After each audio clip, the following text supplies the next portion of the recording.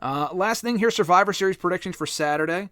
We got a 5-match card unless they add one more match, but I like the short and sweet cards. We got 2 WarGames matches, 2 title matches, 1 regular rivalry match, so I like that a lot. I'm looking forward to the pay-per-view on Saturday. For the second straight year, no traditional elimination tag team matches. If WarGames becomes, the new thing at Survivor Series as it has been the last 2 years, we probably will not be seeing those matches anymore going forward, and that's a bummer. But it's better than the brand supremacy shit, I'll give you that much. Carlito versus Santos Escobar made official last week on SmackDown following the Santos heel turn, which I've been digging so far. Who do you got going over here, Mr. Marceau? I think Santos. I mean, it makes the most sense. Just turn heel, beat Carlito here, who I've honestly really enjoyed his run so far. He hasn't even done that much, but I just love Carlito, yeah. I just pop every time I hear his music, and I don't know. I think at least he's in a storyline that makes sense. He's intertwined. It's interesting. Not the whole LOWO, but I think Santos, Zelina, Ray, and Santos. If I already said Carlito, whatever. I will say Del Toro and Wild kind of stick out like a sore thumb. Like when Santos said I made you, I'm like, no lies detected. I feel like they're just kind of there. I mean, I think everyone else could kind of do their well on their own or whatever. But no, I think this is good. We kind of see where their allegiance lies right now. It's kind of with Carlito and Ray. Same with Zelina.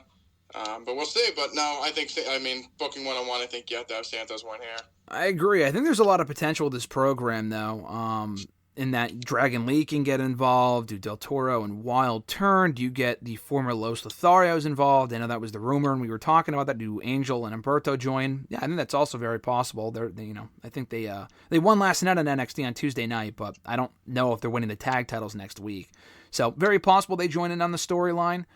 You can even get Dominic in down the line. You could. I mean, Santos even said, "Oh, Dominic was right about you all along." So you could absolutely have Santos and Dominic team up at some point. Maybe, and I didn't say this, but I said for Mania, to have Legado, the original Legado against Bad Bunny, Rey Mysterio, and Carlito. It could be Dragon Lee. I don't know if Carlito will still be involved at that point, but yeah, it could be someone else instead. It could be another heel like Dominic involved, and unless he has something bigger planned for Mania, there's a lot of different directions they can go, and I'm liking what I'm seeing so far. And I like the use of both Carlito and Escobar here. Both guys kind of need wins, but Escobar is the one they're pushing right now, so he should win. I could see him getting DQ'd and Carlito winning via that or via a roll-up or something to keep it going, but I would just have Escobar win straight up.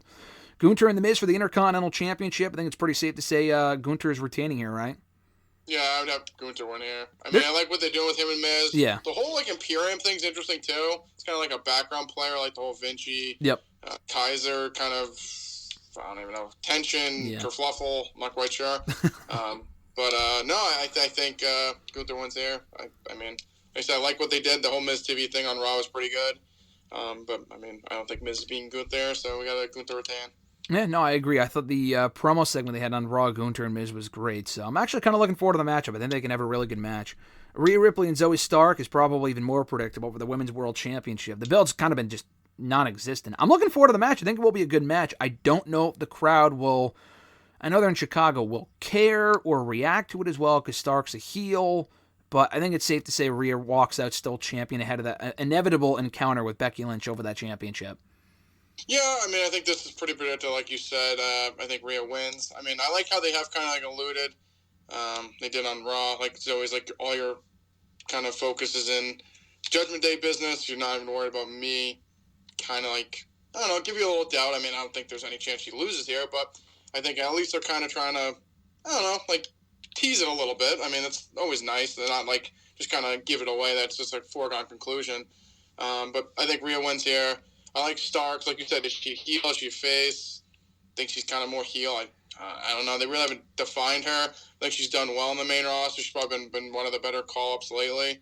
I mean, they kind of dropped the ball with her beating Trish and all that stuff. They've kind of talked about it, but it kind of got kind of glossed right over. So, but no, I think there should be a good match, but Rhea wins.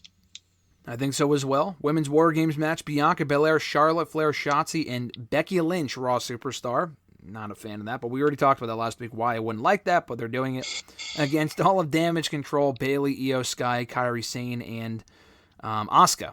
So it's a 4 women's WarGames matchup. These 2 WarGames matches could go either way. I think Damage Control wins. I've seen people say, oh, this will be where Bayley gets outed. If you've watched Triple H's product, he has been taking his time to almost to a negative degree with a lot of storylines over the last year. He plays the long game with a lot of these storylines. And the only reason why he kind of rushed into the Escobar heel turn was because Ray got hurt. I don't think they boot Bayley on this show. Maybe next week. I don't even think it's going to be next week. I think it'll probably be around the Rumble. And then we'll see where they go from there. But I do think Damage Control wins women's WarGames. Yeah, I mean, I think Damage Control doesn't eat the pinfall here. They win here. This is giving me Bloodline Sami Zayn vibes from last year. So everyone thinks there's the big out. Bayley helps them win some kind of way. She feels like she's won them over. Like you said, Rumble time. In that time frame, we get the turn. Seemingly, I assume her and Io at WrestleMania. Yeah, or probably her and Io, or if Io is still champion at that point, maybe a Damage Control triple threat. That's also possible. You know, a lot of different directions. Again, they can go in with that one.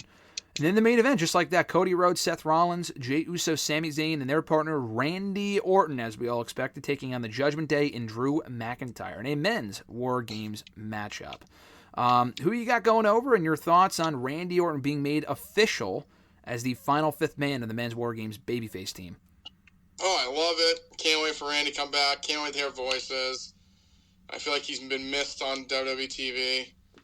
So I'm happy he's come back. I feel there's so many possibilities for him. I mean, he left a huge babyface. He's great as a heel. Guess we'll see what happens. I think the babyface men win here. I feel like Judgment Day's got them on every turn. They kind of need a win. We gave the heel women win. I think the babyface men win here. Maybe we could have some kind of issues between Drew and Judgment Day, and somehow the babyfaces win. So I would have Randy come in 5th, RKO everyone, and they win. Yeah, I think he comes in last. I think he's a great final selection for the team. I do have the babyface team going over as well. Hopefully they can further the Judgment Day stuff, and they can stop fucking having matches with Rhodes, Rollins, Uso, and Sami. They probably won't, but they should move in a different direction with that. Randy should maybe be facing them instead. At least that would give them all something different to do. Were you a fan of how they revealed him on Raw this week as the final part? They didn't even say his name, but he is official. They put his name on the website, so it's not that it's not official, because it is. But obviously they did that for a reason. They don't want people to think it's CM Punk. I get it.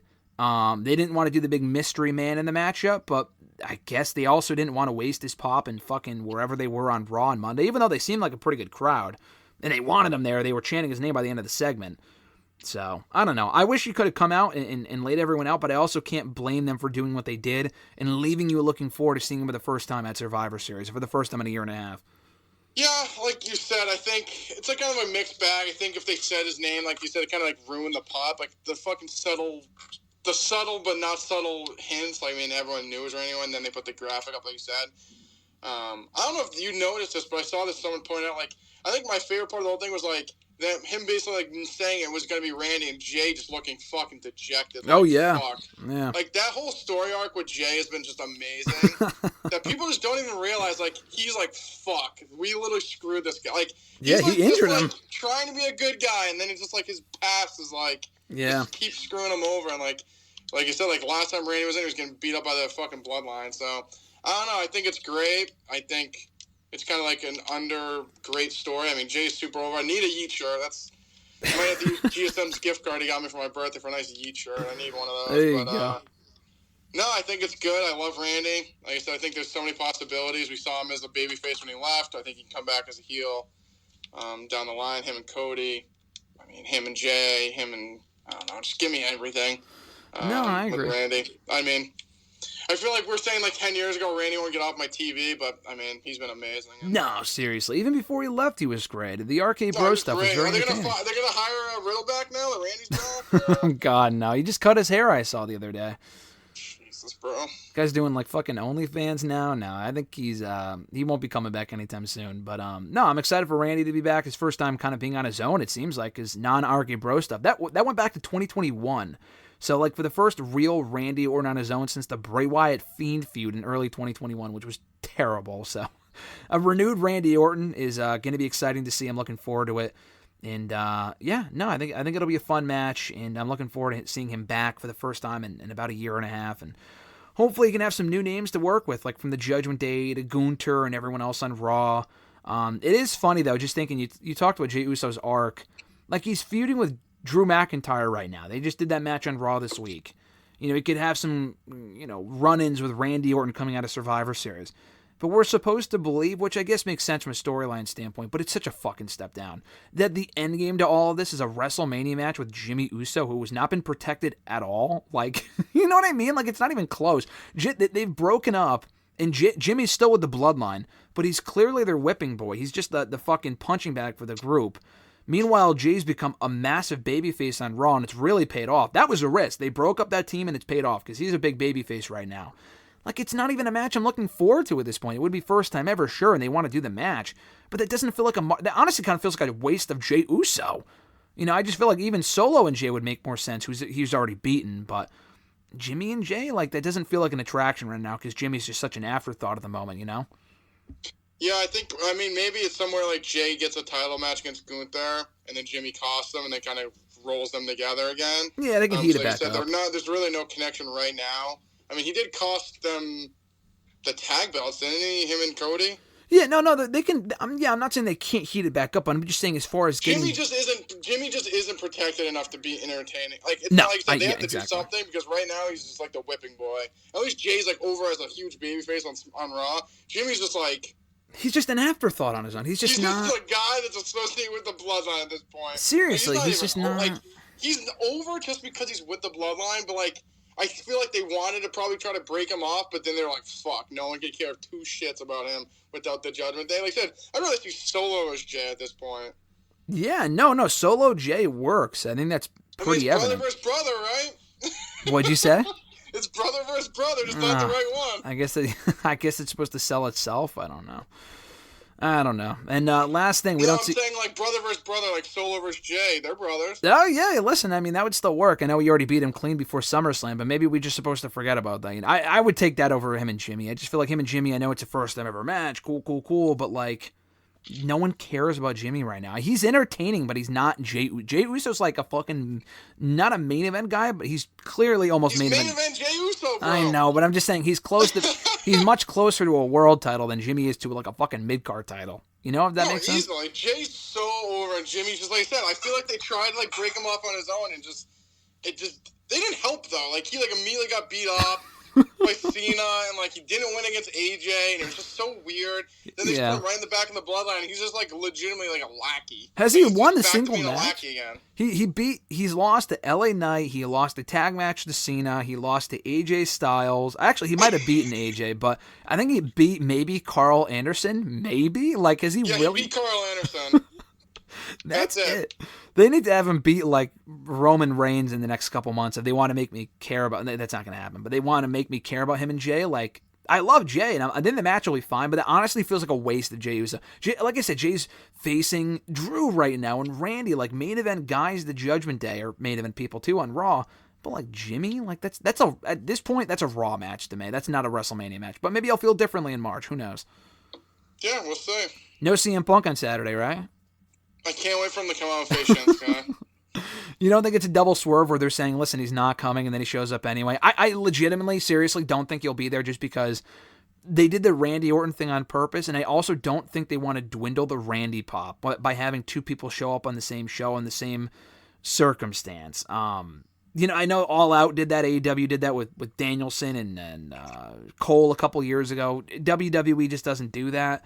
And I know people are saying, oh, well, he's the guy that Shinsuke's talking about. I mean, he could be. I mean, I'm not saying it's impossible that he shows up. I would honestly be surprised, though. I feel like they know they have Punk in their back pocket. They can call on him at any time when they can use him for a story or a big Mania match. Guess what? They don't need CM Punk right now. I don't really think they need to bring him in on Sunday or on Saturday. And the show will be strong enough where they don't really need him, at least in my opinion. No, I agree. What do you think the payoff for the Shinsuke thing is? Don't say Braun Strowman. I saw your dumb little thing on Twitter. No, I have a different name now. Okay. Almas. That's That's dude. not serious, is it? Some people say that. I'm like, that's a great idea. No, that'd be fucking terrible. No, Dude, I would literally throw my TV out the window if it was for Omos. you know who someone mentioned to me, though? I don't love this idea because Shinsuke would just be fucking squashed. But Brock Lesnar, I mean, it could be Brock. Brock is under contract. We haven't seen him since SummerSlam. I think they would never mention this. They have history from New Japan from like 15 years ago. Yeah, that's like Brock's like one match in New Japan. Yeah, I mean, seriously, that could be it. I feel like Brock would just fucking kill him. That's the issue, because Shinsuke's like, that's the problem. I love Shinsuke as a heel so far, and then they've done great stuff with him, and just to have him lose in 5 minutes to Brock would be a fucking waste. So, I mean, I think, honestly, my safe bet would be Brock, because I don't think it's Punk. Okay. So, if it's Omos. I honestly think I'd rather see Omos. Braun would just be dumb. That would make no sense. I mean, at least you put Braun, I was like, dude, this kid. I think this kid's like drinking or something. Braun, I've said this. I would actually, you know what I wouldn't hate to see? Braun. I mean, I like Braun. Braun coming back to work with Bronson Reed, provided Bronson Reed would win. I think that would work because that's something new and it's a big meaty man match, whatever you want to call it, and it's something different. Him and fucking Braun and Shinsuke again. Been there, done that. No thanks. If Braun never comes back, no one would bat an eyelash. But, I think they've used him well since he came back to the company last year. He was really over before he got hurt. No, I completely agree. Thanks. Maybe him and Ricochet will reform their team. Ricochet has nothing going on anyway, so why not, No, yeah. We'll see.